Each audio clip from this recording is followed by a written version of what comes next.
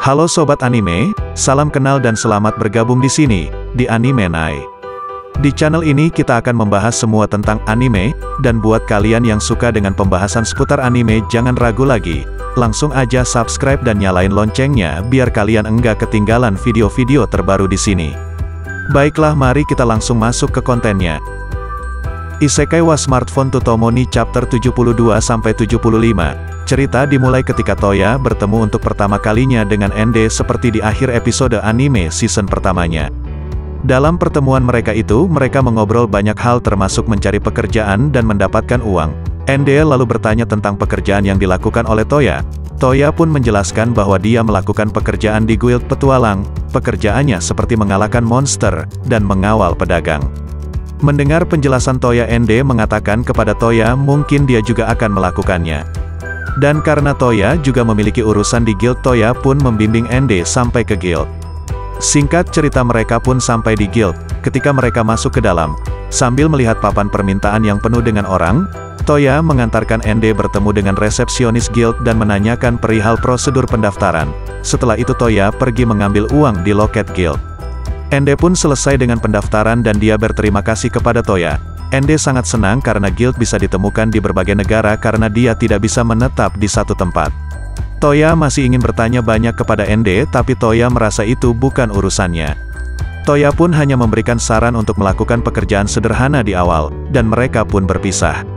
Toya pun kembali ke tujuan awalnya, yaitu membelikan cincin kepada keempat tunangannya, yang dimana cincin-cincin tersebut sudah diberi efek magis yang akan mengubah ukuran agar pas dengan jari mereka secara alami.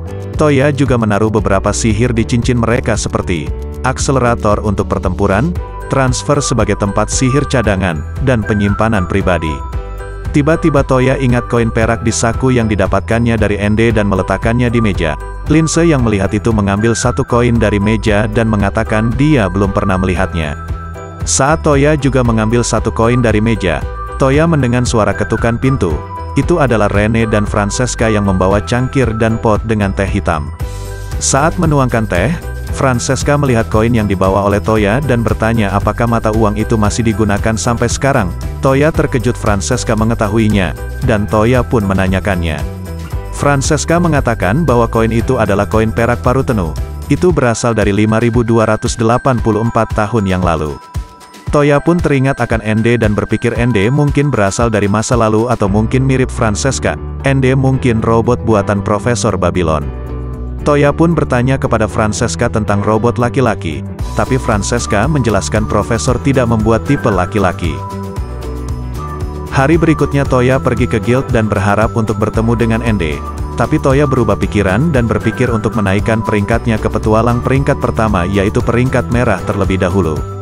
Ketika akhirnya tiba di guild, Toya melihat aula guild penuh sesak dan berisik, tapi Toya tidak melihat sosok Ende.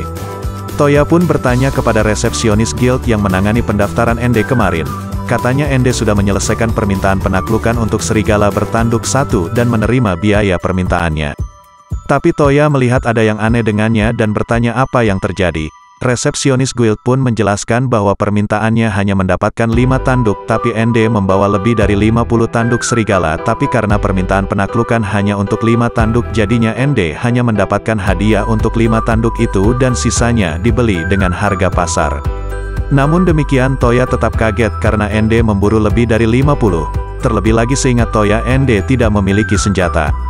Toya pun kembali ke partinya yang sedang melihat papan permintaan. Yumina menunjuk pada permintaan tingkat merah di papan permintaan, tapi mereka hanya diizinkan menerima permintaan hingga tingkat biru.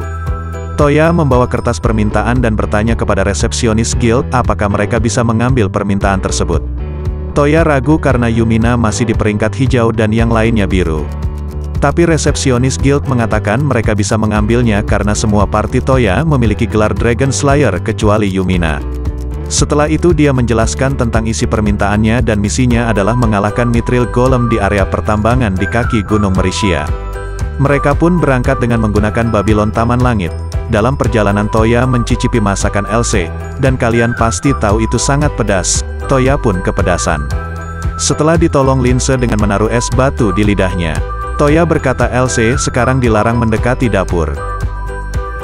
Setelah tiba di pegunungan Merisia dengan Babylon, Toya dan partinya pergi sedikit ke utara dan meninggalkan Babylon di atas pertambangan. Mereka pun turun ke pertambangan, suasananya cukup sunyi dan aneh. Toya pun membuka peta di smartphone-nya untuk mencari Mithril Golem di dalam gua dan Toya menemukannya. Sepertinya Mithril Golem tersebut sedang menuju ke arah Toya dan partinya. Toya pun berpikir untuk menggunakan slip pada golem dan membuatnya jatuh tanpa henti. Kuroyu dan Sango yang mendengarnya berkata itu parah dan tidak ingin mencicipinya lagi. Kohaku pun berkata jika Toya melakukan itu maka Toya tidak dapat mengalahkannya karena dia tidak dapat membayangkan golem menangis dan memohon belas kasihan seperti orang-orang ini. Dan sepertinya Kohaku sedang mengejek Kuroyu dan Sango. Mereka marah dan mengajak Kohaku berkelahi tapi Toya dengan cepat menenangkan suasana berbahaya di antara mereka bertiga.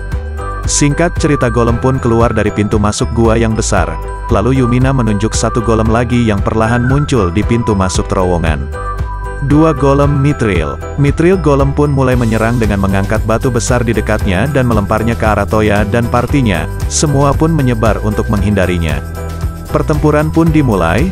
Linse menggunakan bubble bomb untuk menyerang tapi tidak berpengaruh. Mereka pun berpikir itu adalah masalah atribut. Jelas atribut bumi lebih kuat dari air. Lalu Yumina juga melakukan serangan menggunakan pistol M1860 yang diberikan Toya sebelumnya. Bagian bahu golem ditembak dengan efek ledakan namun tidak juga berpengaruh. Toya pun mengatakan kepada semuanya untuk mundur karena ada sesuatu yang ingin dia coba. Selagi golem berlari menuju Toya, Toya menggunakan aksel dan membuka gate secara horizontal di atas tanah tepat di bawah golemnya. Golem pun tenggelam ke dalam tanah dan menghilang seketika. Semua pun bingung dan Yae pun bertanya, ditransfer kemana golemnya Degozaru?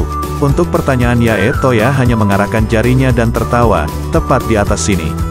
10.000 meter di langit. Semuanya pun tercengang dengan mulut terbuka. Dan suara tabrakan yang luar biasa datang dari arah barat tambang. Dengan menggunakan aksel Toya dan partinya menuju ke lokasi jatuhnya golem. Semuanya menggunakan aksel yang diberikan Toya pada cincin mereka. Mereka pun tiba di lokasi. Dan melihat dua golem yang penuh dengan retakan, Linse menggunakan bubble bomb sekali lagi ke arah dada golem. Dada golem pun runtuh dan core-nya terlihat, lalu Elsie menggunakan bus bersamaan dengan Axel menyerang core golem dengan gauntletnya. Dan untuk golem yang satunya Yaela yang mengalahkannya dengan menggunakan senjata terbaru buatan Toya. Yae tidak menggunakan katana karena lawannya golem Mithril, katananya enggak kuat.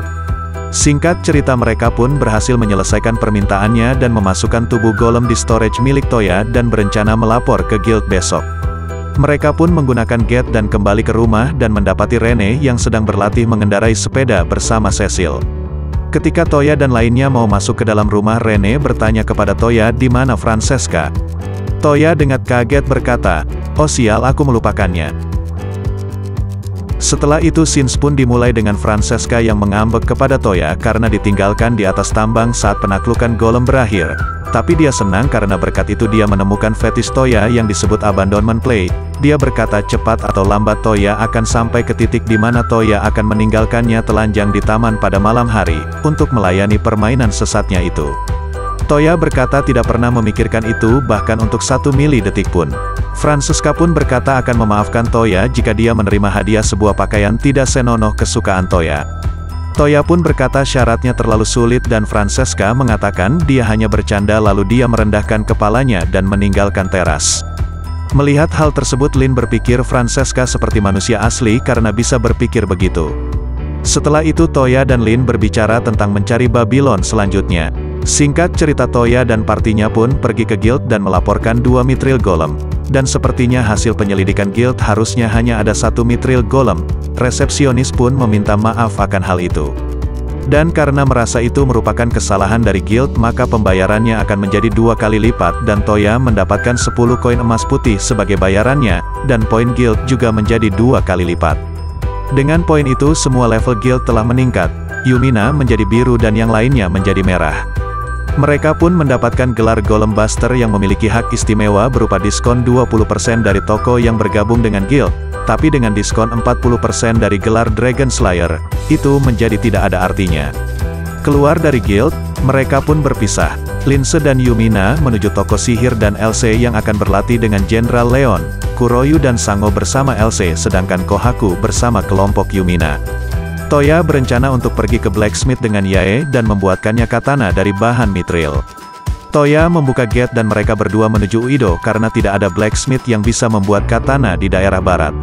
Singkat cerita mereka pun sampai di toko blacksmith di tepi barat Uido. Lalu Toya mengatakan kepada blacksmith bahwa dia ingin dibuatkan katana dari bahan mithril. Blacksmith sempat mempertanyakan bahannya tapi karena Toya mengatakan dia memiliki bahannya dan hanya butuh seseorang untuk membuatkannya katana, blacksmith pun mengatakan dia dapat menyelesaikannya dalam waktu 1 minggu. Tapi dia tidak meminta bayaran melainkan menginginkan Toya memberikan sisa bahan mithril untuknya. Toya pun mengatakan itu tidak masalah. Lalu Toya dan Yae pun keluar dari toko blacksmith, dan ketika Toya mengusulkan untuk kembali ke rumah dengan Get, Yae meminta waktu berduaan lebih lama lagi, dan mereka pun berpegangan tangan sambil berjalan melalui kota Uido. Baiklah sobat anime, sekian jauh pembahasan kita di video kali ini. Jika terdapat kesalahan dalam penyampaiannya mohon dikoreksi dan komen aja di bawah. Jangan lupa subscribe dan bagikan video ini ke teman-teman kalian. Terima kasih karena sudah menonton video ini sampai selesai. Like jika kalian suka dengan pembahasannya dan dislike kalau enggak suka enggak apa-apa. Sampai ketemu di video-video selanjutnya.